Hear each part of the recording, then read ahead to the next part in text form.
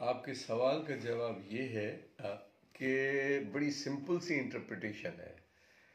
Rules जो supreme court ने frame किए हैं, जिसके तहत सुप्रीम कोर्ट का बिजनेस चलता है, उसके तहत ये इख्तियारात चीफ जस्टिस साहब को तफवीज़ किए गए हैं कि वो बेंच बनाएं और 184(3) के तहत वो सुओ मोटो एक्शन भी ले सकते हैं और इसी तरह वो मुनासिब बेंचों की कॉन्स्टिट्यूशन मुनासिब केसों के लिहाज से करने का उन्हें इख्तियार दिया गया है, जिसके ऊपर 5 मेंबर बेंच का एक लैंडमार्क डिसीजन मौजूद है। सवाल ये पैदा होता है कि फुल कोर्ट की बातें हो रही हैं, लेकिन किसी को ये अंदाज़ा है कि 9 मेंबर्स की बेंच कॉन्स्टिट्यूट हुई, जिसमें से 2 मेंबर्स ने रिक्वेस्ट किया, जिनमें एजाजुल हसन साहब और दूसरे वो थे। उनके बाद बाकी जो 7 मेंबर बचे, उनमें से अतर मिनल्ला ने अपने आप को खुद ब खुद जुदा कर लिया। बाकी जस्टिस यहिया अफरीदी साहब ने अपनी सवाबदीद के ऊपर, चीफ जस्टिस की सवाबदीद के ऊपर छोड़ दिया। चीफ जस्टिस साहब ने उनके राय का एहतराम करते हुए उन्हें बेंच से अलग कर दिया और बाकी बची जाके 5 मेंबर बेंच। 5 मेंबर बेंच में से मंदोखिल साहब और शाह साहब, मंसूर अली शाह साहब, उन्होंने भी एक कॉन्ट्रेरी व्यू दिया कि ये सुओ मोटो इस वक्त दुरुस्त नहीं है, हाई कोर्ट में जाना चाहिए था केस। अब 3-2 से, क्योंकि 2 जजेस बैठे थे, बाकी जजेस जो इख्तलाफी नोट दे भी रहे हैं तो ये गैर कानूनी है, इनकी कोई हैसियत नहीं है। बाकी मंसूर अली शाह और मंदोखिल साहब जो अगर बेंच में बैठे हैं तो उनमें अगर वो उन 2 को शामिल कर रहे हैं तो उसका मतलब ये नहीं है कि वो जुडिशल ऑर्डर का हिस्सा बन गए। जुडिशल ऑर्डर का हिस्सा सिर्फ वो जजेस बनते हैं जो केस सुनते हैं। अब उनकी इख्तलाफी नोट से अगर 2-3 का फैसला देखा जाएगा तो बाकी जाके 3 जजेस बचते हैं। तो 3 जज साहबान का जो बेंच है उनको अगर हम एक तरफ कर लें तो बाकी जो काजी फायज ईसा और अमीनुद्दीन साहब, उन्होंने जो एक और हाफिज केस में अपना व्यू दिया है कि हम भी इससे मुत्तफिक नहीं हैं सुओ मोटो से। अब जब सुओ मोटो से वो मुत्तफिक नहीं है तो इस केस में वो कैसे बैठ सकते हैं फुल बेंच में? यानी यूं समझ लें कि 8 जज साहबान अहल नहीं है किसी इन वजूहात की वजह से वो फुल बेंच में बैठने के। 15 मेंबर इस वक्त जज साहबान है, 15 में से बाकी बचे 7 में से 3 ने ये फैसला दिया है, बाकी बचे 4। तो वो 4 फुल बेंच कैसे बना सकते हैं? ये तो मुमकिन ही नहीं है।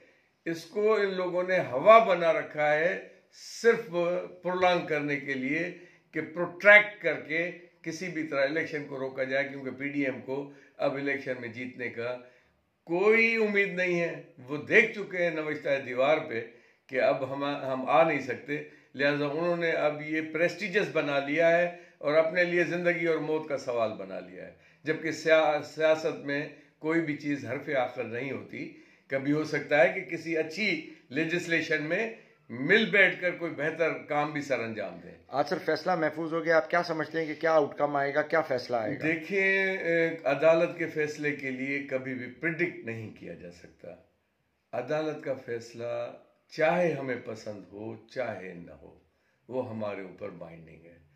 अगर हम उस फैसले को अपने ऊपर बाइंडिंग नहीं करेंगे, सेल्फ इम्पोजिशन नहीं करेंगे, तो ये जो मुल्क है वो जंगल के कानून में मुब्तला हो जाएगा। जंगल के कानून मतलब ये है कि शेर कहेगा मैं 10 अरन खाना चाहता हूं, तो आप उसको मना नहीं कर सकते, वो जंगल का कानून है। लेकिन इंसानों के कानून के अंदर इंसानों को उन हुदूद के अंदर रहना पड़ता है। ये बेवकूफ़ी वाली सोच है कि चीफ जस्टिस साहब के फैसले को हम नहीं मानेंगे। कैसे नहीं मानेंगे भाई? आप लोग किस तरह हुकूमत में आए? पहली जो बेंच थी इन्हीं 3 मेंबर्स की, उस मेंबर उन्होंने जब 9 मार्च को फैसला दिया था तो आपको कबूल था? उस वक्त तो बड़ी हो रही थी, वाह वाह हो रही थी कि वाह वाह आइन की सरबुलंदी कर दी।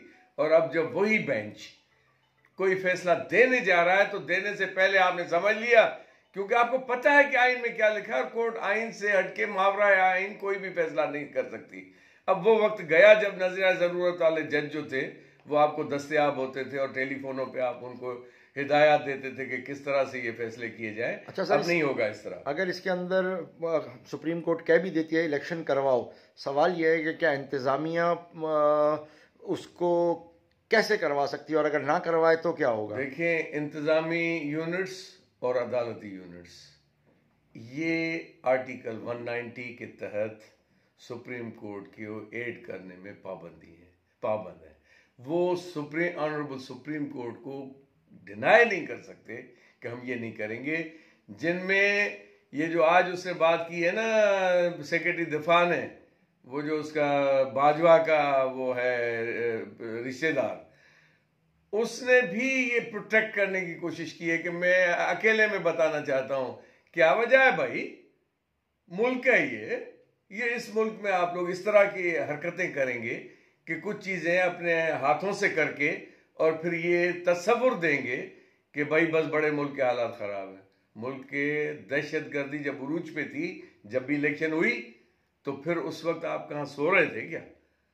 आज आपको बड़ी बुराई नजर आ रही है, और क्योंकि आप ये समझते हैं कि आपके काले करतूत इतने ज्यादा हैं कि अगर कोई ईमानदार हुकूमत आ गई तो शायद आपका बचना महाल हो जाए, क्योंकि बाजवा भी फील्ड में नहीं है जो इनको बचाता था। क्योंकि बाजवा साहब ने तो एक जजीरा खरीद कर रखा है ना, वो तो जजीरे के मालिक हैं, और जजीरे के मालिक हमेशा मैं इधर कोट करूंगा अपने जो फार्मर अपने थे वजीर आजम शाहिद खाकान अब्बासी, जिन्होंने कहा था कि इन लोगों को, इस किस्म के लोगों को करप्ट लोग सूट करते हैं कि वो उनके गर्दन पे अंगूठा रख के उनसे काम लेते हैं। तो ये उसकी बात दुरुस्त है गरीब की, लेकिन वो क्योंकि एक चंगल में फंसा हुआ है ना, तो ज्यादा बात नहीं कर सकता। लतीफ खोसा की मैं आपको बड़ी मजेदार बात बताऊं कि उन्होंने सेग्रीगेट किया है तलवार वाली पीपल्स पार्टी को तीर वाली पीपल्स पार्टी से। तलवार वाली पीपल्स पार्टी के लिए वो कहता है वो कभी भी इस ड्रामे को पसंद नहीं करेगी। इस सारे सिस्टम जो ये गंदगी फैलाई जा रही है अदालत के साथ लड़ाई की, उसको कभी भी तलवार वाली, मतलब ये है कि जो भुट्टो साहब ने आइन दिया था उसको ये सैबोटाज करना नहीं चाहते। लेकिन वो लालची अंसर जो पीपल्स पार्टी के ऊपर हावी हो गया है, जिसको उसने सेग्रीगेट करके अलहदा किया है, उसके लिए उसका बिल्कुल फर्म व्यू है, जिसमें एतजाज भी शामिल है, एजाज साहब भी शामिल हैं। उन्होंने ये कहा है कि भाई मत करो खिलवाड़ पाकिस्तान से। पाकिस्तान का जो आइन आपने अगर सबोटाज किया तो बाकी सारी चीजें और कदरें भी खत्म हो जाएंगी। जमहूर को इज्जत दो, जब जमहूरियत बनेगी। जमहूरियत का इंतकाम जमहूर से मत लो। बहुत शुक्रिया सर, बहुत शुक्रिया।